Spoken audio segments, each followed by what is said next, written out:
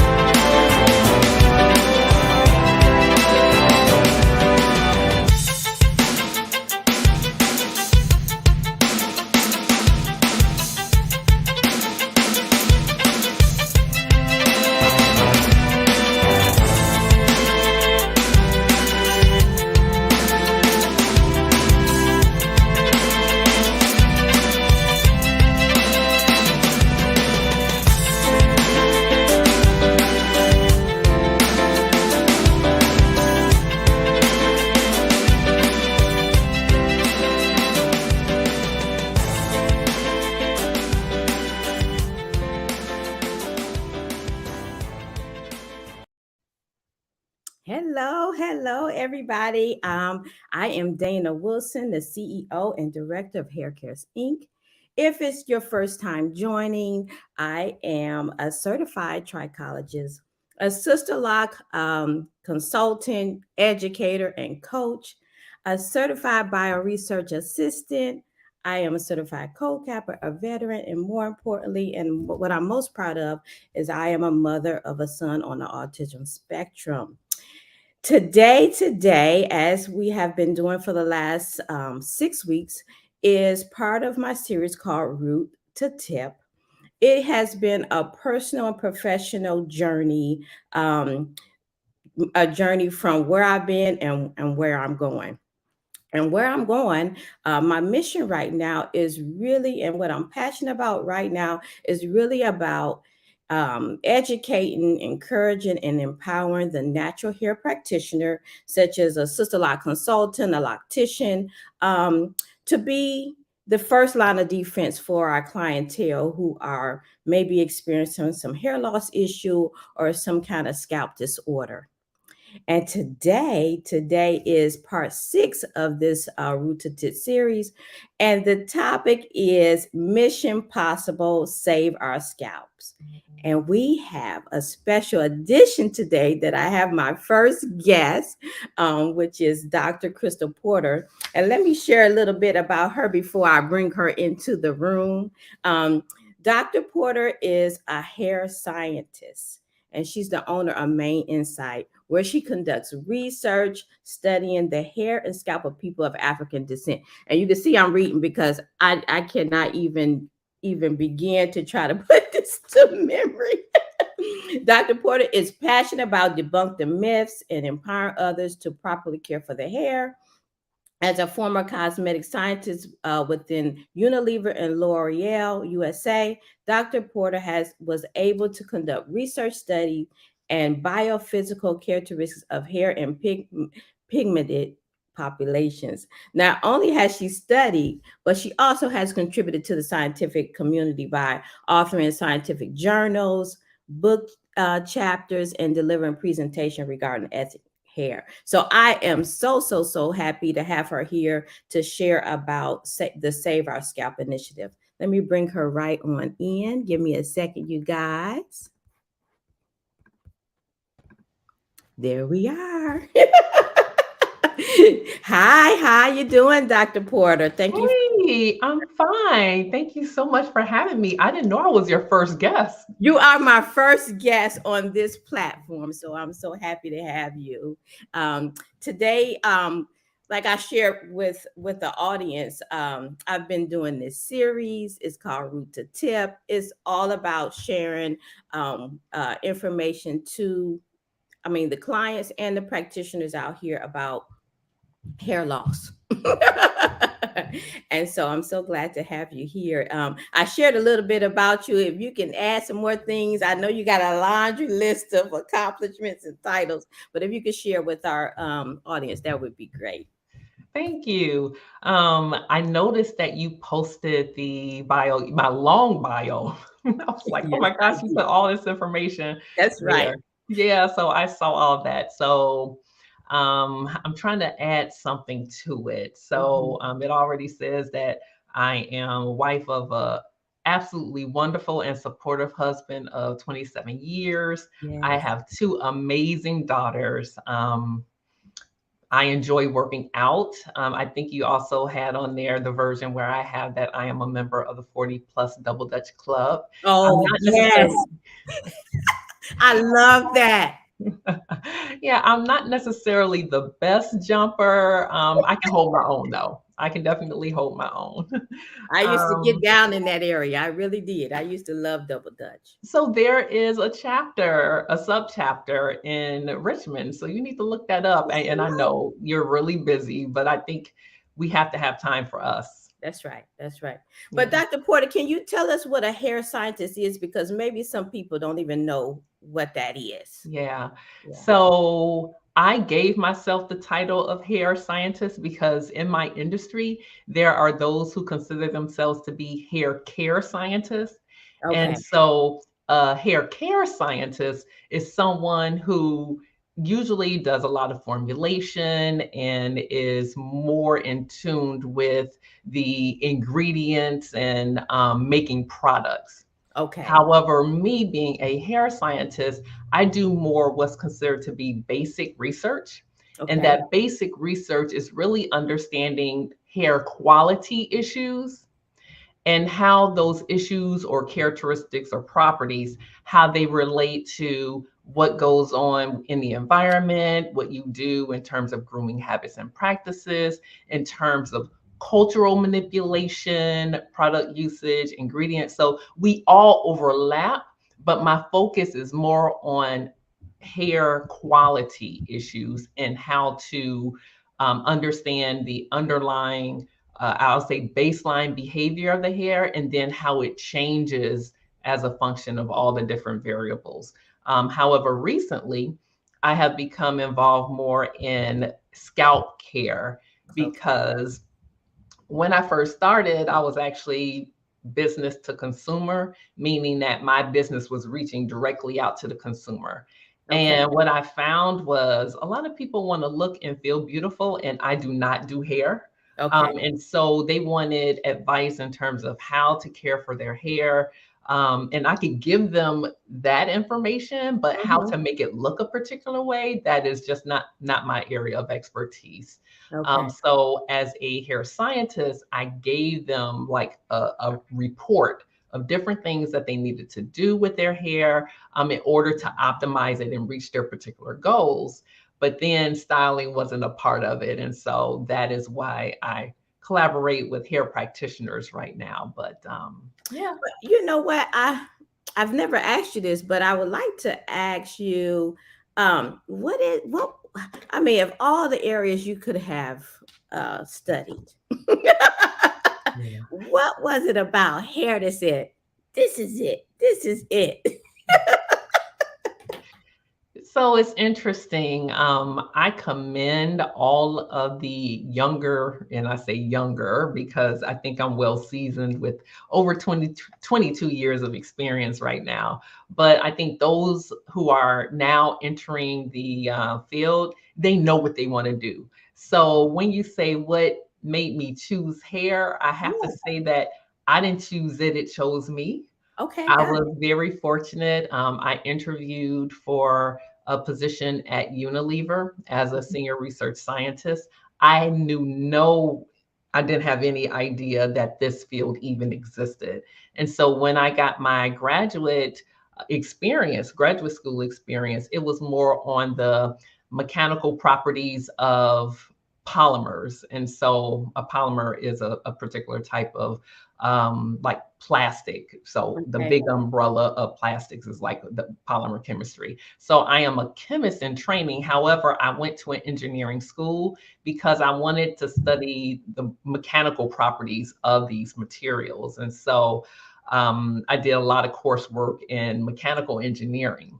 So it gave me the background to be able to become a hair scientist. And so the person who reached out to me to request the interview saw my background and she knew how it fit into the world of Oh, cosmetic chemistry. And that is how I became a hair scientist. So it chose me, but it was wow. absolutely fascinating. That is perfect. So you said you partner with other hair professionals. Tell me more about that. Yeah.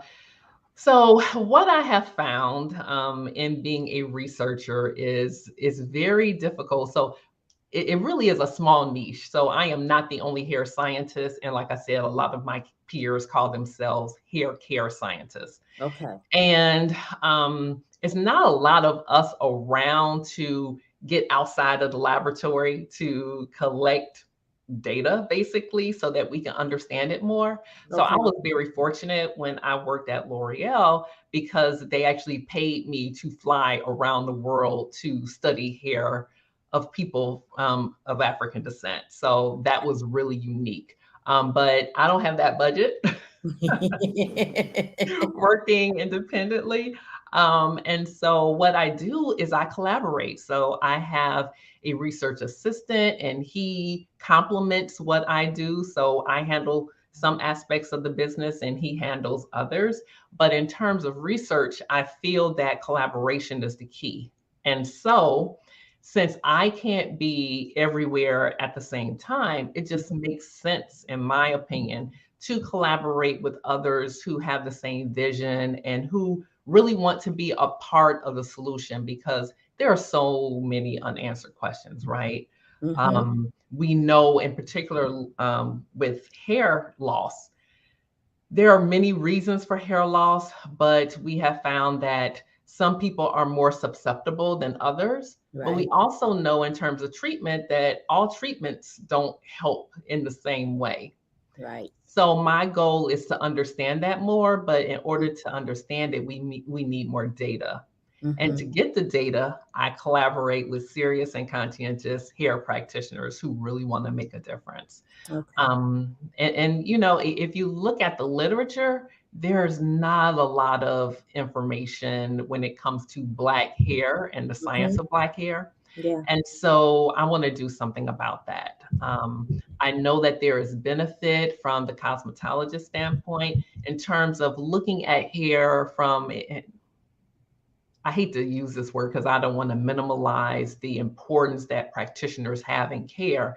But from a scientific standpoint, when you just look at how the hair feels or how it, the appearance of it, to me, that's like superficial when it comes to science. Yeah. So superficial doesn't mean it's not important because, as I said, a lot of people want to look their best and feel their best. So it is important, but from a scientific standpoint, we want to understand it in a way that's more objective and Oh, not based on opinion. And so, in order to do that, we have to collect data. So you that's need why I you collect. need you need facts. You need facts, right? Absolutely, absolutely. And I have a hashtag that I like to use called show me the data. So That's instead of show me the money, right. That's right. it's show me the data. And I really want that to be a mantra for Mhm.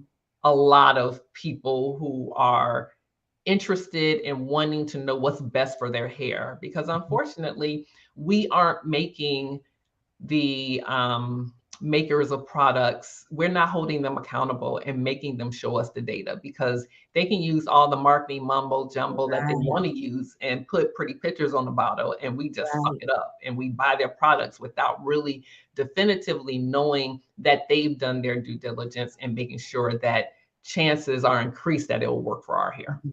So, as a trichologist, that's one of the things that I like to do is debunk myths out there. You know, there's products out there they call, I mean, I always pick on Miracle Drop just because this name been out there. I don't, no offense to to the maker of that product, but I just pick on that particular one because it sounds like it can help everyone, and that's not true. It may help Sally and Susie today because that maybe what's in that product is specifically their issue, but it doesn't mean that it will help each person who's having some kind of issue with their hair or scalp. And I Yeah. think we need to we every chance we get we need to make sure that people understand that hair loss and a scalp disorder is a personal issue. We have to really look at, try to find out the root cause of that particular person's issue so that they can regenerate hair. Yeah. So I think the research is important for us to do, and we are encouraging people to be part of research studies when the opportunity arises. So that goes into your initiative, Save Our Scalps. Can you share with us about that? Yeah, so Save Our Scalps is an initiative basically because the needs of women of African descent is not being met. Wow. Um, I think that we are slowly but surely learning more, but I Mhm. think we aren't taking advantage of the advances in technology that will allow us to learn things faster and to personalize it for people. Why do you Um, think so, Dr. Porter? Why do you think that we're not taking advantage of that, in your opinion? So, unfortunately, a lot of my peers are, well, okay. So, I'm not saying that some of the research isn't being done, because I do think it's being done, but it's being done behind closed doors. And Got I it. understand that because most companies want a competitive advantage. And so, when I talk about this, I'm talking about the giants of the hair care industry. So, I'm talking about the mega, brands. So, the Unilevers, the Procter and Gambles and the L'Oreals. And so they are taking advantage of the technology, but they aren't necessarily sharing it because Okay. they don't want their competitors to have a one up, right? And so I get that. So, in terms of science being conducted for the sake of everyone being knowledgeable about it, there are very few organizations that are doing that. And so, uh, as someone who works independently and not under the confines of corporate America, I think that I have a unique position to partner with people who have access to advancements in technology so that we can get more sensitive information. It sounds like sensitive information personally, but meaning that the level of the way that you do your science is Mhm. elevated using more sensitive instrumentation so that you can actually measure things that you would not have been able to measure in the past. And Okay. so these are things that we need to do, and we can personalize it. And so these are this is some of the examples that I'm talking about when I'm saying that we need to take advantage of the technology that exists right now. I'm not necessarily talking about products, because that in itself is a whole nother conversation that we can have. Okay. But I'm just talking about the instruments that are used to measure some of the characteristics of the hair and changes so we can understand what's going on, the causes, and some of the benefits, and mechanisms that are responsible for treatments working Mhm. or not working. So in the Save Our Scalps initiative, that includes research assistance as well, right? Yes. Mhm. So that is a part of the collaboration. So what I found, because I used to work directly with the consumer, as I said, Mhm. but I found that I needed to collaborate with some professionals, because I have to be honest, some people just need to keep their hands out of their hair because they're doing more damage than good. And so I actually had a conundrum, I would say, because while it was necessary to work with practitioners, I found that when they spoke about things, they Mm-hmm. were more or less regurgitating what they had heard. Okay. And so my goal was to educate those who were interested in, learning a little bit more. And Mm-hmm. so to become a research assistant, it was necessary to lay the foundation for them to be able to understand what science was about, understand what research was about, also understand some of the terminology that we use in research and when conducting studies, because it's more than just about being a part of research with me. It's about being a part of research for the good of the industry. And so I wanted research assistants to be able to pass something that's called city certification. And Right. city certification, let me see, city is Collaborative Institutional Training Initiative. That's what city stands for, Mm-hmm. CITI.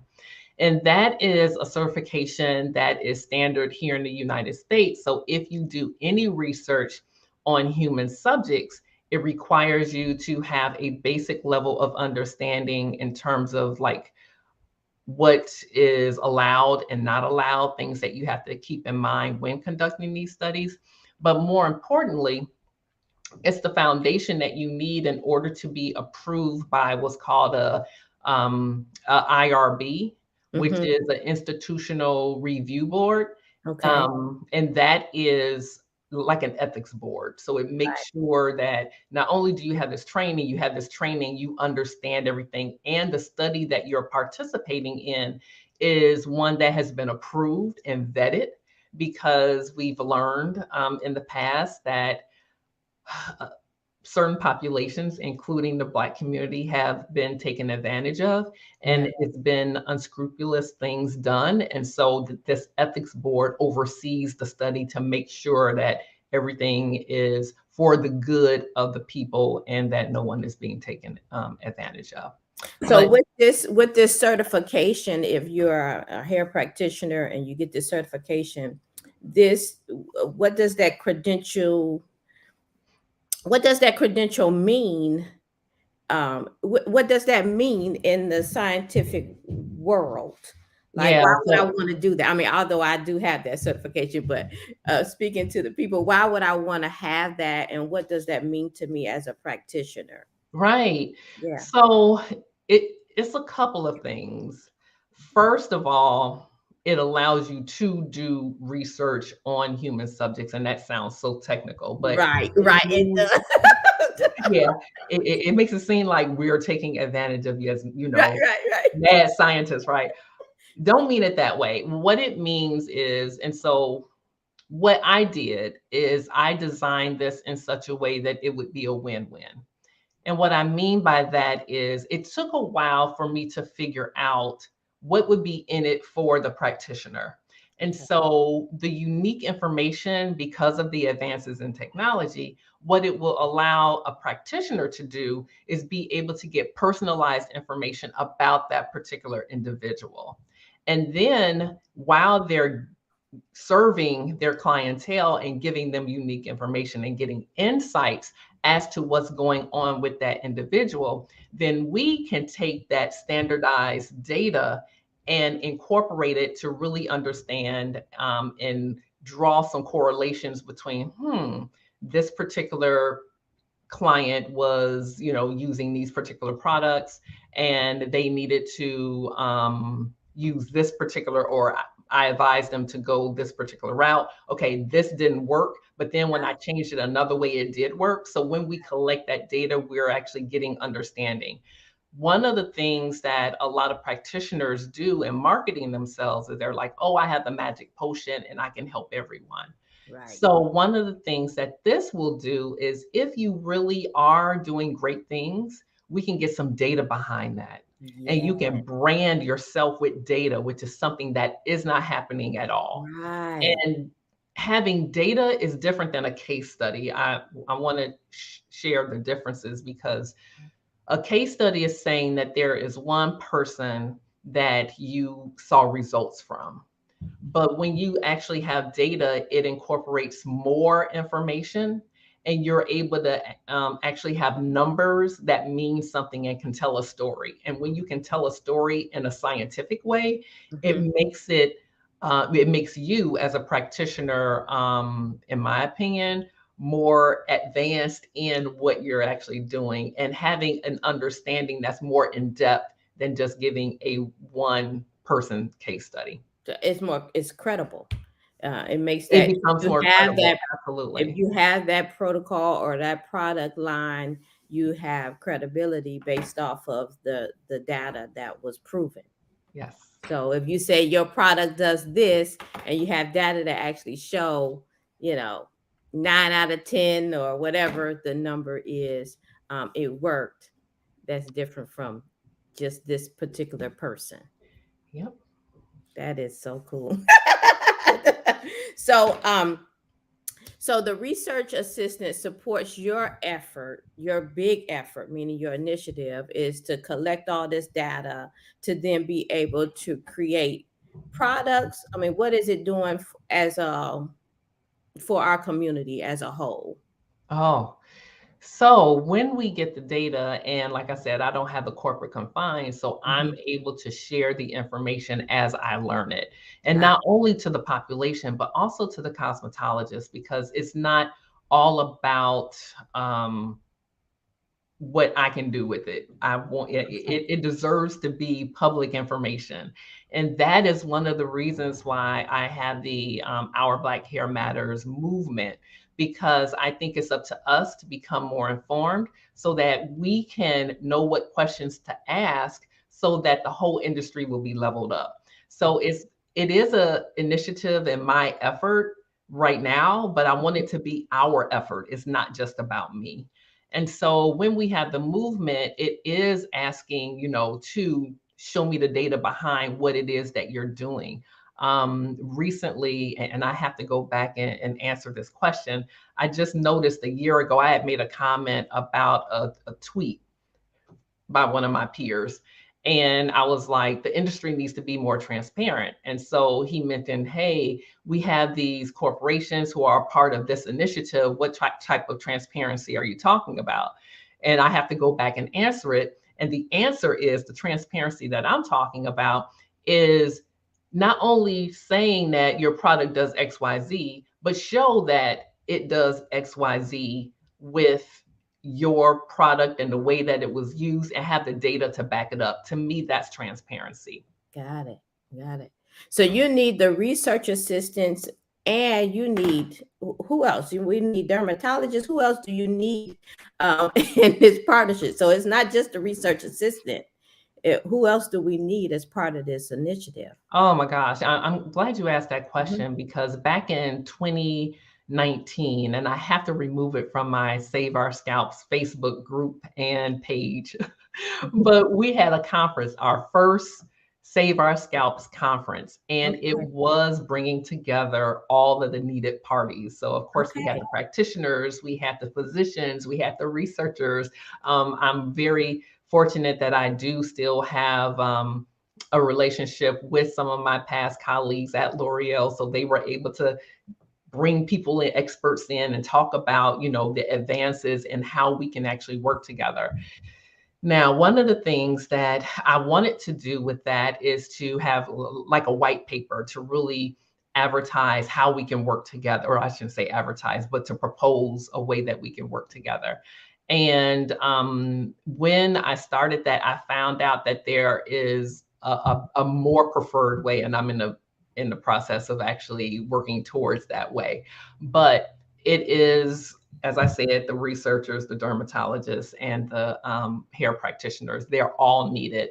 But a lot of people think with physicians, you need just dermatologists. But when you're talking about health issues, not only do we need to understand it more, because Mhm. there's a lot of talk about, okay, your diet makes a difference and the state of your health makes a difference. And all Mhm. of that is true, but there Mhm. still is not enough data in terms of how it fits together when it comes to hair and scalp care. And that is what we all need to work together towards. Mhm.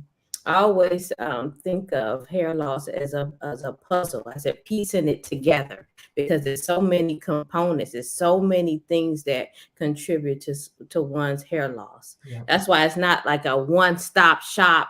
Put this oil on there and voila. exactly. So, Dr. Exactly. Porter, how can people reach you and be a part of this initiative? Because we Oh, talk about a lot of different people. You're looking for research assistants, you need doctors, you need everybody. This is yeah. huge. Yeah. Yeah. So I think the best way to reach me is to go to my website and go to contact us. And so my website is maininsights.com. Yes. And I also have the Our Black Hair Matters movement. And so joining in on there, making comments on Facebook. Okay. I have the lunchtime chat that I have every Mhm. Monday at Yeah. noon Eastern Standard Time. And so you can join on there and, be a part of the conversation. I try to enlighten people with that. And then let me see, what else do I have?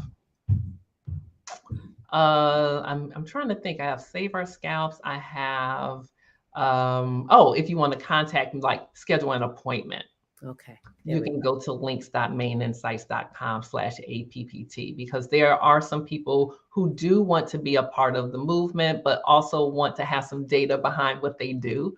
And Hmm. so I am all about making sure that as we grow this movement, that Hmm. others can help elevate by getting some data behind what they do. So if you want to talk about it, you can go there.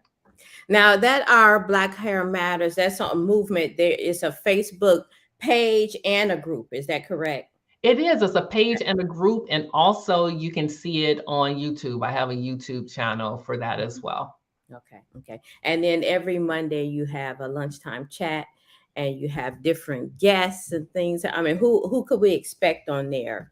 On that? Yeah. Yeah. So I do have the Voices of Trichology, Yeah. which are featured every first Monday of the month, and you are definitely a part of that. And so today we actually pre-recorded it, and so Hmm. that will air today. Okay. Also, I try to have other guests and experts on, but I also read things. People always send me stuff. They are like, oh my gosh, I'm reading this. What do you think about it? So I try to share with people because if I just share with one person, more Hmm. more times than likely someone else has that same question. So I like to try to give some insights into why you should critically think about things. And I tell people to doubt everything that you read, even doubt me. If I can't support it or give you a reason why I believe what I'm saying, then you should be, questioning me as well. No one should be so far up that you can't ask why. Right. Absolutely. Cool. We had one comment in here, Jessica Davis. Well, she said that's the whole truth, and I'm not sure what she was commenting about. But hey, Jessica, thank you so much for joining us. Hey, Jessica. Anything you want to share with our audience before we go? Well, the only parting words that I would say is just, I feel that we are just beginning to elevate, but we can't do it alone. So practitioners have to be a part of the answer, but consumers also need to be a part of the answer. Right. And just as the natural movement, not only hair natural, but also products being natural, Mhm. people are demanding it. And so when you demand to see the data, and a few episodes ago on my lunchtime chat, I was like, hey, how many of you have been questioning? And people are like, no, I didn't know you could. I'm like, absolutely. That's really what the movement is for. So Mhm. when you start demanding it, change will happen. So Mhm. I can't just be, on my platforms or here talking about it. We all have to be a part of it. So Mhm. that's my parting words. Perfect. Oh, Jessica is saying here, let me see if I can show it. It was directed to her. Oh, discussing the collecting the data is so important. Okay, so Jessica was saying that that's the whole truth in regards to collecting that data being important. Yeah. Let's see who else we have here. Oh, Carmel. She said, "This has been enlightening. I love my industry and interested in getting to the root issues." Oh, perfect. Perfect, Carmel. Awesome. That is part of the reason why I'm doing this. I really want to make sure people are aware that we don't have to, our clientele, and we don't have to suffer in silence if you are experiencing some kind of hair loss or scalp disorder. There's help out there. There's professionals like Dr. Porter that's putting in work to learn more about what we can do to help people. So thank you so much for joining us. Dr. Porter, thank you so much for joining me. You've been Thank my you. first guest on this platform, and it's Awesome. been a pleasure working with you as well. I look forward to our future endeavors. So you have a good rest of your rest of your, today is Monday. It's not even the weekend anymore. But thank you so much for joining us. Thank Thank you so you. much. All right. Thank you so much. And everyone else, thank you so much, you guys. Oh, let me get my stuff together here, my banners in here. Okay. Thank you so much for you guys for joining me. Today was part 6 of this 7-part series. I will finish it out next Monday, same time, 10 a.m. Eastern time. We'll finish this series up root to tip with our last topic, which is grow hair now. So thank you so much for joining me, and have a great rest of your week, and see you next week. Bye-bye.